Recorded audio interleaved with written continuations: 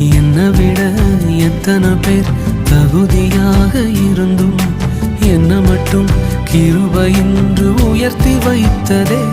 உங்க கிருபை என்னை வாழ வைத்ததே. உங்க கிருபை என்னை தூக்கி சுமக்குதே. உங்க கிருபை என்னை வாழ வைத்ததே. உங்க கிருபை என்னை பாட வைத்ததே.